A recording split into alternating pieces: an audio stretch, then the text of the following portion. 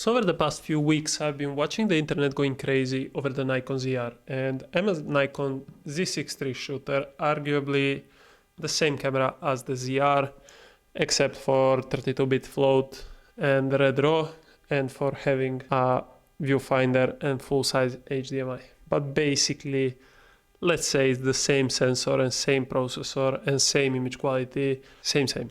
So everyone's been going crazy, going about how the ZR is a Sony FX3 killer, how it's the best camera ever, how they're gonna shoot it for everything, everyone's pre-ordering one, and yeah, it is a great camera, but it's not what everyone is hyping it up to be.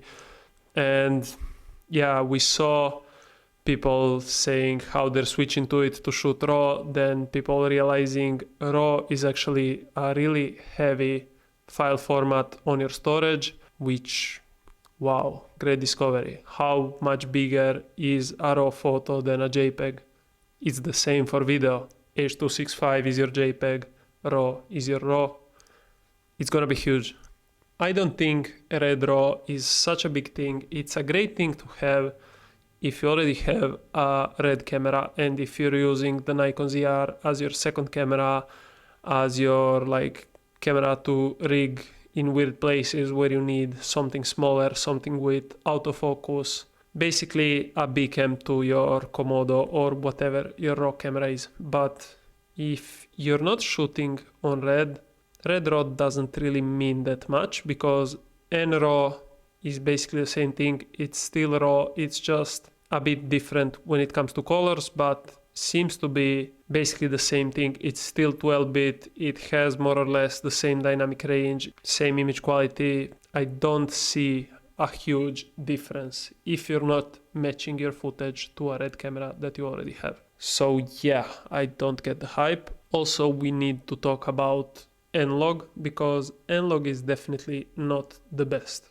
I'm not sure if it's just the sensor of the Z6iii and obviously the ZR, or if it's the same issue on the Z8 and Z9, but N-RAW gets quite noisy when it gets dark. In good lighting situations, N-Log is great. It has decent dynamic range. You can really work with it normally like any other log profile, but as soon as you get in a bit lower light situation, it's definitely not that good. The monitoring that you get inside Nikon cameras, the conversion LUT that they have built in for the view assist is not the best, because to get the best out of N-Log, you need to overexpose it by a lot, and that LUT just then shows it overexposed, looks blown out, and you really can't judge your image by the view assist on Nikon cameras, especially in low light where the noise will just take over.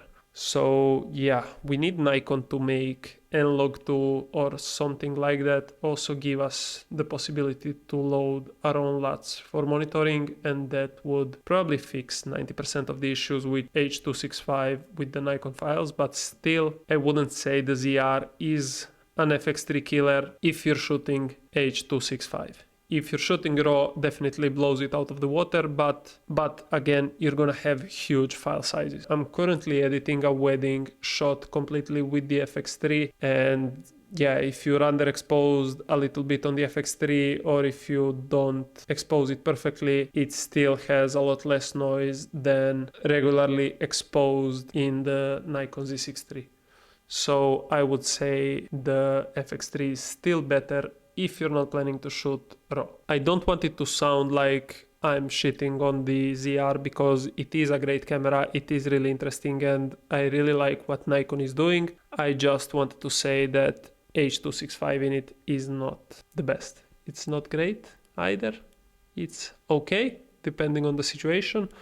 Before having the Z6iii, I used to have the Fujifilm X-H2S, and I prefer files coming out of the X-H2S. I prefer the video coming out of the X-H2S a lot more than what I get out of the Z6iii. I like the Z6iii more as a camera. It's more streamlined, the buttons make more sense for me, everything about it makes more sense, except the image quality coming out of it. The image quality only for video. For photos, it's leaps and bounds better than the X-H2S. So yeah, anyways, I just wanted to make this video talking about it because I don't see enough people talking about H.265 when it comes to the ZR, and I think most people buying the ZR will want to shoot with H.265, so this is what you need to know.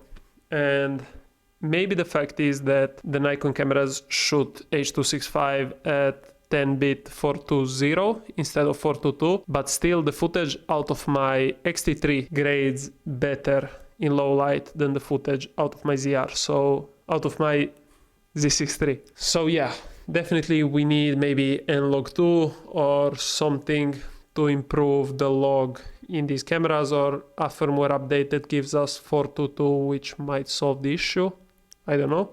Also, I'm not sure how much better N-Log coming out of a Z8 or Z9 is. I'm really interested in seeing that because maybe I made a mistake when I bought a Z6iii instead of a Z8, but with the price of the Z6iii I could get two of them, and I couldn't really afford two Z8s at the time. Still, I want to say I really like this camera. I like what I'm able to get with it. It's just that I have to work around a bunch of stuff, and also at the moment I'm figuring out how to do the whole RAW workflow. I'm gonna get into learning DaVinci Resolve soon, so I can actually shoot RAW for all of my important client projects, and that way I get the best of what my camera can offer, because at the moment I'm shooting everything in H.265, and right now I'm kind of working around the issues with noise by shooting in a standard picture profile with the flat picture profile, and this lowers the noise because the camera processes the noise and gives me noise reduction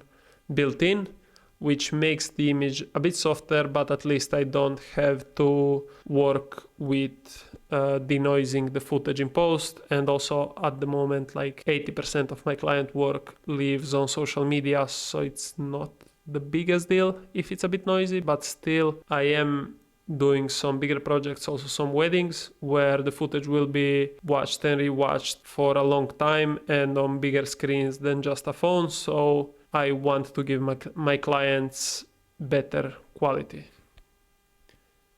Yeah, that's it. Thanks for watching. I'll see you soon. Subscribe.